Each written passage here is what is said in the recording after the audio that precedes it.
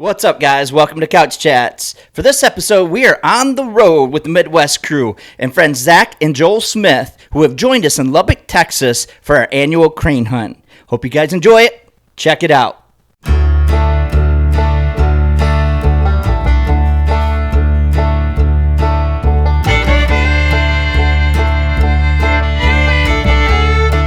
All right, what's up, everybody? We are in Lubbock, Texas for our annual crane hunt with the Midwest crew and the fellas. We just got done doing day one. Awesome time. What'd you guys think? It was awesome. Awesome again. Like always. I mean, I don't know how we don't do this more often. People don't want to do this for that matter. You know? Right. I just think to get a bunch of these guys, especially we got some newer guys with us this year and first time out, and I think it's great. I think it's absolutely fantastic. I thought it was really cool. I do a lot of goose at home in September, and in a lot of ways it was just like goose hunting, like when it comes to the setup and all that, but when it gets down to the birds themselves, they just move and respond so much more differently than the geese do. I would at say home. the geese move. Geese move, but they just it's a lot slower than a goose moves. It's a different profile coming into the line that you're not used to. I mean, obviously a lot of us waterfowlers, you know, we know what a duck coming in or a goose coming in. Not many people know what a crane coming in looks like. Yeah. What'd you guys think? Exceeded all expectations. Far different than anything else I'd ever done. Yeah, for sure. You definitely just made a lifelong waterfowl guy out of me. So I was in your situation. So I was in your situation years ago. Yeah. And this dude right here, Andy and I met. You're welcome. Yeah. Andy and I met at Tim's pheasant hunt, right? Oh, Colorado. yeah. And we say this all the time. You guys here, as our audience, has heard this on several podcasts, several of our series that we have going on. Oh, you betcha. That the best ideas come from camp. We're waiting on that great idea. We've had a few really good ideas, but none that can be broadcast at this point. That's a different. It's like different type of podcast for a different audience. It's an after dark conversation. Anyways, best ideas come from. And so Andy, while we were sitting in Tim's basement, said, "Hey, you ever snow goose hunt?" No. And then and we went home. We found a snow goose hunt like within a month, and we were off and running. Very reasonable, and if we brought people that you guys seen the video, you guys know this. Yeah, we know this, but so going back to what I was saying, I'd never bird hunt. Never bird hunt. I did turkey hunt because it interfered with baseball, and I was into baseball for a long time, right? And so I deer hunted. That was it. I antelope hunt. So I went on specialty hunts like four-legged creatures, no feather, right? But that first time snow goose hunting with you, man, you catch the bug, and you guys experienced. You said this today, Todd, dude. Without a doubt. I never hunted birds, and that was I couldn't expect anything. That was phenomenal. Right. I loved it. Zach, it'll be hard to replicate this again in your life. Yeah. Unless you come back here. I'm sure it will. But that was Oh, and by the so way, much you're fun. foul plains. Yes. Foul plains. Outfitters. Outfitters. Okay, yeah, I just want to put that in there. Yeah, Foul Plains Outfitters. Yep. I'm kind of in the same boat as you, Todd. I mean, my dad and my grandpa, all they did was deer hunt ever since I was a little kid. And then when I was about 11 or 12, I tried my first duck hunt. And I mean, I deer hunt when I can, but other than that, from the months of September to basically January, it's birds. It's on. Yep. That's why they have so many does up in Michigan. Seriously, we got a lot of. Too busy shooting all the ducks to worry about so well Too I busy, can't even argue too busy with that. trying. Shooting ducks and spikes. Yeah, right. The Michigan motto. Yeah. Welcome to the Great Lakes State. Quantity over quality. Oh, fantastic. Yeah, it was a good day. You know, Texas never disappoints. Never. I'm really Never glad disappoints. that you guys got to experience it today. You know, with all the new faces. I mean, and we still put birds down too. I mean, for a bunch of guys that are sitting around here saying that they've never hunted waterfowl or birds or anything. We did very well. Yes, absolutely. I mean, and I know a couple of us have shot together just in the yard with clays or, you know, trap leads and stuff, but I mean, seeing it all kind of come together in the hours of practice, even when it may not be practice, just adds to the hunt. It makes it that much more beautiful when that bird is falling out of the sky. And as hunters, part of what we experience is that adrenaline rush, right? Oh, it's a rush. Crane hunting, So nothing as deer matches. hunters, we talked about this, right? Deer comes out, you know, I always tell people that during bow season, I'm lucky to get 3 shots off. So you experience that adrenaline rush 3 times because you're pitching. You get 3? Yeah. Wow. Yeah, I get 3 shots off. I took 5 this year. And that thing is still alive. Somewhere, I don't know. It looks like a pin cushion, but Every volley, All over again. every volley of birds we had. I mean, I get it. I'm a bigger dude and I'm out of shape, but I'm sitting under that little layout going. I wonder why you're breathing so hard. Yeah, and I had a long walk back from the truck. Oh, there we go. And we're in Texas, but it was a little chilly this morning. Yeah, I was yeah. from a Minnesotan. It was a chilly one this morning. 23 degrees, I think Yeah, it was. 23 degrees, not including the wind chill. Right, exactly, yep. And that wind, once it cuts across you, I mean, Probably 15 out. Yeah. 15 out. Yeah, it it's was. the flatlands. Yeah.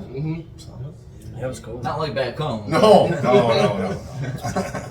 But it was still awesome. So, Yes. so what was the biggest impression that everybody? So if you were to say, go home and tell people, or tell the audience, if you were to tell the audience, this is what I got out of that first day hunting, right? What was the one thing that you got out? I think for me, the biggest thing I try to drive home is just the taste of these birds. I mean, you guys all know. Wait, you picked them up, sorry, you knew? No. Yeah, I know. You got them all friends are bringing. We started camp when we all met together in Yeah. Kansas by cooking a crane meal. Exactly. So, I mean, this was really how we kind of started stirring the pot with some of the new guys was, hey, here's how it tastes. Now, This is what here's some you do. motivation to make sure you Well, get and- all of your Oh my birds. gosh. Exactly. Well said, Cass. Well It said. kind of rekindles that motivation, Yeah, right? exactly. Because I've been on a crane meat for a few years now, and so so when you go there and you taste it, you're like, "Yep, we need to get there ASAP. Yep, I mean, we need to get some birds on the ground, get them in the freezer. Yep." I think that's the biggest thing right there. And then after that, just the adrenaline rush of the birds coming in. And a lot of times we don't, in the layout blind, you know, we want to keep ourselves away from visibility. So we're trying to listen into what the guide, our leaders have to say, rather than everybody exposing that. Right. That's the other side of it. Is when you hear that call out, you never know where those birds may be. Yep. Right. So it's that adrenaline rush of sitting up out of the blind and just trying to find out. You got to pick them out. Where's that? Where's the one bird that I'm going They for? could be out. They could be And on the that's- ground, or they could be in the air. And that's my biggest take out of today. I'm so used to as you come up when the shot's called, you come up, you're looking in the air. Right. And so it took me a Yes. little bit to adjust because I understand. our guide was calling that they're already on decoy. They're on the ground. Right. So I come up and like, where are they? Where are they? Oh shoot, they're right in front of me on the ground. Absolutely. And so by the time I got on, they're already in the air. So now you're adjusting. So yeah. So how about you guys? What did you get out of this, or what impression did you get? I think Birds aren't as dumb as everybody actually. They're smart. I mean, because we had a lot of them that they started coming in and then they didn't like something and they were gone. Oh. And it's like And everybody, you hear it's- it all the time. Well, geese are dumb, I'm birds are dumb. so glad that you brought this up because we deal with this all the time. Yeah. We get all kinds of really great comments from people. But we had a And like- great hide. I mean, the hide, our hide is always on spot. Oh, that was so, top tier. Yeah. But you not only as fall obsession people, but even before that, you get the comments of, "Oh, hunting is not a sport." Right. It is. Yeah, It doesn't sure. matter. Yeah. It doesn't matter. There's a reason why these animals thrive in the wilderness. Mm-hmm. They're smart. Doesn't matter what species. They're brilliant. Yeah, they adapt to their environment, like we adapted to their environment. So, but sorry, I cut you off. You're good. You got more experience on it than I do, so. Oh, Hey, you said you've only been hunting for a couple years, right? Yeah, 2 years ago was the first time I started hunting. I started hunting This once is a great. year. I just- Yeah, this was a whole different deal. Whole different. Yeah. So you've go ahead. I love experience this with him. This actually makes me happy. I always like to give people an opportunity to hunt, like my kids and stuff like that, and to have someone new to the sport, and I just love it. I just absolutely I know I got Joel addicted to it, so Yeah, So- you got me hooked too. Zach's a hook I got bit too. by the bug. I love that aspect of it. No, me Obviously, too. We've brought some new faces and names into this right here. But my question is, because Mark touched on it a little bit, from somebody who's experienced, and you were talking about the hide and how A1 it was this morning, how does that change your setup moving forward? Yes. Great question. Oh, very good. I mean, a lot of people, like, especially for geese, by the time the second week of September rolls around, at least for Michigan, birds are really, really educated. And just, I never really filled in the cracks like we did. We took tumbleweeds and filled in all the cracks between the layouts. I love tumbleweeds. I have never really done that before. And we were brushed in big time. And I mean, if you stand back, and this is not just me, it literally looks like a shrub. It looks like a bush sitting there as long as you got all the doors closed. Yep. I will definitely be filling every little gap in from now on. Yeah, you can't do it with tumbleweed though. No, I can't. We don't get tumbleweeds in You Michigan. can. We can throw some in the back of your truck. That is true. I think they can shit some up. I'm really confused the words coming out of You said we Canada. could use rose bushes. I said we have rose bushes. I got a big rose bush in my front yard. I can chop and although Heather might that's kill me. hilarious. Yeah, Heather might kill me if I uproot her rose bush. I think the other thing was people It's for the greater good. Yeah. She'll get over in a couple years. people talk about like, just for example, we got a lot of divers in Michigan. Oh, divers are Explain really divers, by the way, because I'm thinking scuba Steve. yes. So divers I'm not are gonna shoot scuba Steve. divers are Well, they're birds that sit on big bodies of water, and they call them divers because they dive for either fish or underwater plants. And you'll see them dive, and some of them are down there for a minute. Otherwise, they dive, and you see them again in about 10 seconds. And we usually kill those on our Great Lakes or just bigger lakes in general. You don't really see them in the swamps and stuff. But anyway, people talk about people who don't hunt divers quite frequently talk about, oh man, they're small, they're hard to hit, they're small, they're hard to hit. Well, I mean, this duck season in Michigan just ended, and I felt quite comfortable shooting divers, and man, a crane is about 6 times the size a diver is, and I was definitely, I'll admit, I had to correct after my first shot No, a few And times. they're tough birds. And It they're does not very mean tough we're not birds. putting BBs in them. Right. They're just, I mean, you saw the couple we had ended up having to go pick up that just flew over to the next county. Oh man, those cranes chewed up some of them shots and spit them right back out. yeah. So I posed a question to you guys. I think on the way here. I don't know if we're in the lodge yet, but I talked about because I had a question that was asked of me about a month ago or so. Why use a choke when you're shooting birds? Because you always want to put as many pellets in the air as you possibly can, right? Yeah. And if you take a choke off, that spreads your pattern. Right. So if you have a bunch of dudes out there, 9 in particular, that are spreading their pattern, and then there is literally the sky is filled full of BBs. Why would we not? Why would we have to use chokes? Well, I enjoy chokes because I use chokes because of the knockdown power. So I like a tighter pattern. More BBs on body. It only takes one to kill one. Yeah. But you want the chance of all of them taking them. Just you want it to clean. Just a clean kill. You don't want it to wound it and suffer and stuff like that. That's kind of what we are. We are, with hunters, we are conservationists. So yeah. One of the biggest things, right? Yeah. And there's different. Yeah, obviously there's different choke tubes and different styles of it. So yeah, I shoot them all the time. So. For different, I have different for snow goose, I have different for ducks, I have different for geese, yeah. Pheasants, I have different for pheasants too, so. Really different chokes? Yep. Really? Yep. So I have turkey and geese, and that's really all I have. I got turkey. I told you I too. have my gun setup. I have turkey and geese. Or I'm sorry, crane. When I have to have a plug-in, the restrictions you have. But then I also have another gun set up simply for the conservation hunt. I have not shot a turkey with a shotgun yet. Really? Really? Yes, all mine been with bow. Well, most of mine have been with bow too. Yeah. But I shot the first. Well, I kind of caught the bug with turkey when I did shoot it with a shotgun during COVID. That was the first. Like I said, I haven't been in because I went 30 years of coaching baseball. No time. Coaching baseball. No time. And then when I was in school, in college, I was playing baseball. Right. No time. So I went a long time without being. And baseball takes up your entire spring. So I went a long time without having to being able to do that. Well, COVID was kind of a Blessing in disguise. blessing in disguise. So I was able to do that because there's nothing else to do in spring at that time, right? Actually, tell the truth, the COVID is when I shot my first one too, I believe. Oh, really? Huh? Really? Huh? I shot it with a borrowed because I didn't even have a bird gun at that time. So I broke the rules and went and met a friend who let me use one of his guns. That's pretty normal. Yeah. That's how I shot my first turkey. And then I ended up with a couple different guns. Yeah, that's usually where it begins. So Obviously, for some of the new faces too, we hope. they got the bug. Yep. So explain the bug. You say I got the bug. So what's the bug? Do you have lice? What's going on here? So what is the bug? What is the bug? Because it's your first time, right?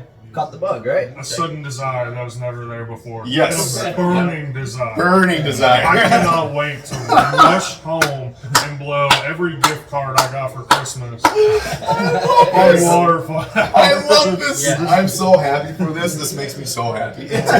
So your passion is outdoors, right? I don't need drugs. I'm shaking as it is. Ready to jump off this couch. Oh, no, there's nothing. By the way, one of the best parts of camp, we have a little bit of fun if your kids out. No, we don't. No, Not at all. never fun. You ever see But me? I tell people all the time, you have the outdoors, right? And then you have your certain species that you really gravitate towards. Yep. That just adds a new layer. Yep. And like you said, that's a bug. You know, it's funny. And you can see, I remember when my daughter first shot a bow and did it by herself. Say, hey, pick it up, do it yourself. Hit the target. Aimed, hit the target. Turn it on me, and it's like, you got the bug. You can just see it. It was You can that just see it. You simple. feel it. Exactly, and that's why I love this. This is gold, and this is pure enjoyment to me. So, yeah, I love this. And plus, we get to meet new friends. Mm-hmm, absolutely. Yeah, we get lifelong new friends. Yep. And obviously, we're all from the Midwest. Even if All they of us. do pick on you for being from Michigan, Yeah. Kessler. Well, and Andy and I Northerners. had a conversation. So there's another group in camp too. Andy and I sat out here and talked to him for a Yep. while. Yeah, it was really cool from Texas. And Yep. so that's one of the big things. You get to meet not only the people that and we're from all over the Midwest, right? Yep. And so not only that, but when you're going on hunts like this, you meet groups from all over. From Texas, there's a dude from New Mexico. Yep. You know, there's guys from North Dakota. Oh, Right? yep. Although we met some really nice people in North Dakota. We were in yes. We had been yes. Should have been there. But you just get to spread the opportunities too. Like a couple of years ago, after we went through another outfitter when we were down here the last couple times. We did that video. I actually had one of my family friends from back home, reach out to me about it after they saw our video. They were like, "Hey, we're really interested in doing this stuff now." Inspired people. Well, they ended up doing it for a bachelor party. No way, they when got actually did? married, They came down here No way. to Lubbock, Texas, and started slaughtering birds. And they called me up afterwards. They were like, "Dude, that was awesome. We're going back." Really? Yep. Yeah. Oh, that's badass. Yeah. Oh, bad, cool. Yeah. So to catch the bug, you have to experience it, right? You gotta step outside your comfort zone, Yeah. right? Yeah. I mean, that's how we always. I never thought about bird hunting before, but when you said it, I'm like, hey, for me in my mind, I'm thinking it's another chance to hang out with Andy. Well, yeah, that's why I come and hang out. Listen. Might as well. And so that's how I got it. I mean, that's really how it worked, So going into it, what expectations, the newer guys, what expectations did you have about shooting crane going into it? Were you kind of open-minded, don't know what's going to happen, I'm scared, I don't know what's going on, or In the I'm ready blinds. to get out there and put some... And the blinds too. I mean, have you guys never laid in layout blinds before? So the blinds and the hide were completely different. Yeah. So I'd never been in a layout blind before. I'd never done any of that. So I didn't really know what to expect. I thought I had an idea, and I was completely wrong. Completely wrong. Don't worry. Completely wrong. And I was excited to come down, but at the same time, I'm going, I mean, how fun can it be to just lay in a cornfield and listen to this? But Yeah. Pretty freaking fun. You heard about pretty freaking fun. laying in that blind, you can't see anything at all except for a little square mesh directly above your face. Then all of a sudden, you can hear them coming, and you see these pterodactyls fly over you. Yes. They go out of sight, and they're going crazy. You can hear them, and then all of a sudden, the guy goes, "Okay, kill him." You pop up, and there's 100 birds right in front of you. You didn't even over there, and I forgot to turn my safety off. It was this guy. I remember it. It was this guy. I did get it off and got my shots off. Oh man. The sudden realization of where you're at, what's happening, and how this actually works. It exceeded anything you ever could have expected or imagined. It's something you have to experience for yourself to understand what it is. Agreed. I agree with Yes. everything you said. Yeah. That was very well said. I knew they were going to be fast because I've talked to Kessler about it a lot and watch your guys' videos on it. But when you're down there and he says kill him, that's like, oh, we're done already. Like, Yeah, we're they're going. gone. Yeah, Holy we're going. crap! Like You it's better bam, shoot bam, 'em bam, on the you're- ground. Yeah, Right. Like, and they're once Way they're more moving, fast they're pace. gone. They get up and they're out of it. It's funny too you say that because they're such a big animal, right? Yeah. Much bigger than any other bird. Yeah. Even a goose. Right? Goose. Yeah. And so you look at him and say they're really not moving, but they're covering some ground. They're They're covering. flapping, right?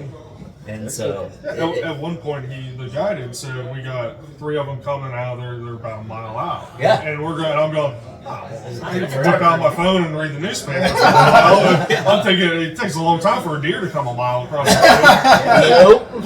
Within 30 seconds, it seemed like you can hear them, and then within 3-4 minutes, we're shooting at them. Yeah. Unbelievably fast paced. Yep. Was not expecting that. Yep. Just hearing them I agree with fly that. too, knowing they're coming. So you said it was way different than what you expected. What did you expect? Slow paced, I guess. Watch them coming all the way across the field, and then okay, now they're gonna slowly land, and then we're all just gonna and sit up and get ready, and then shoot when he says shoot. Oh no. No. It's fast and furious for sure. Fast and furious. So these animals are very hardy, very good tasting. Yes, absolutely. I have a lot of respect for them too. They're very good. Yes. Very Yes. expert. Yes. Well, they've come a long way too. They have good. Look at the population. Yep. Now we can hunt them. Exactly. It's great. I thought it was really cool this morning, Todd. And I'm sure pretty they'll- cool. Yes, thank you. You can ask anybody that has ever talked to me. And I'm sure they'll see the pictures online, but the bonus spec we shot today. Oh yeah. I mean, we don't get them up in Michigan, so I've never seen them with my own 2 eyes. So I thought it was pretty cool when he said, "Pop up and kill this spec."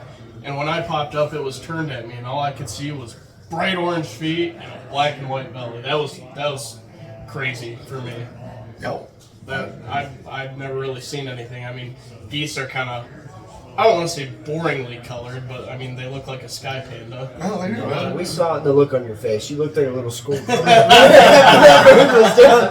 I'm not even arguing. done but I hunting. did. I'm good. You know, Marky, I'll have to say, I had the same look on my face when I shot my first Did spec. you? That was fun. All right, so if there was one thing you had to change that you think might have altered the hunt for the better, what would it have been for the better? I wanted to Because get we're just for From the TNO, past or just today? we were 2 birds shy of a limit today. 2 birds. Two birds. One bird technically technically. 10. We One lost bird. one. We tried to retrieve it. We lost one. So We did one see it hit the bird. ground. So yeah, 1 bird shy of the limit. Obviously, what could we have done differently that made this more? That would have made this more efficient, or Today, helped us right? hit that Yeah, limit? today. I can start Take away because from today's I talked about it already in this video that when he would say shoot, I'm so used to seeing the birds in the air. Yeah. And so when I came up, I'm looking for the birds in the air, saying, "Where are they? Where are they? Oh shoot, they're down on the ground in decoy." Right. So now I had to readjust. But when I adjusted that as we went through the day, I felt like I was more efficient. I'll go next. I think we should have thrown a ground blind outside of the lodge and had everybody get into it. And instead of in the morning like that, just get used to it. Just kind of understanding what you're getting into, Right. you know, and then kind of popping up like that. I mean, It's a little bit of practice. It's a whole different world. it's a whole. for sure. If you had never done it before, Yep. it's out of it's a different space, you know, like that. So I mean, I Even for people that have used them, on our last 2 birds Yes. today, I sat up out of the blind and I actually caught our mesh target Yeah. that we had as cover off the end of the gun. Yeah. And I couldn't pull the trigger on those 2 birds we had in front of us. Is that why the right side was slapping today? oh no. You open up the can of worms. Get ready. Next question. Next question. I actually, Todd, I don't know about other states, but in Michigan, not even just geese, all birds, even ducks, are very, very weary of power lines. And we were, right underneath the power line. And it paid off, but I tried to avoid power lines at all costs. Is it the same in Minnesota? Yes and no. I've hunted snow geese under power lines. Okay. We did all right. I got 12, but I mean, I understand what you're saying. I've had Canadian geese just cupped up, feet down, ready, and they see that power line and they just keep on moving. I don't know what it is about them, but Really? they're very, very wary of power lines. Interesting. Yeah, I've never heard that. You know, those small Well, the first time I hunted, we were around a pivot, right at the base of a pivot. And that blew my mind. No, seriously, that blew my mind. It's And that's- crazy. we We're all all stayed like the all best of time us. we Have you ever hunted geese on a pivot? Nope. Oh, we do it all the time. No, Michigan. I don't know. Yeah. Never hunted on a pivot. Yeah. Never hunted on a pivot. Yeah. What would you guys have changed? Obviously, I don't have enough experience to really change anything about the hunt itself. The weather? No. No, the weather was great. I was fine with the weather. personal equipment is the only thing I would have changed. Yeah, I was struggling with a gun pretty hard today. I wouldn't want to cycle. A lot of volleys. I only got 1 or 2 shots off if I was lucky. Well, that can be the difference in the one bird. Oh, for sure. Exactly. The fact that It only takes 1 BB. yeah, I shot probably, I don't know, 7 shells less than most people did today. Right. So that's the only thing that I would have changed, or I guess would definitely carry into the next one, is the importance of Proper gear, proper, having top of the line, trustworthy equipment. That's good. That's good. Well, that says a lot. Yeah. That says a lot. What about you, Zachary?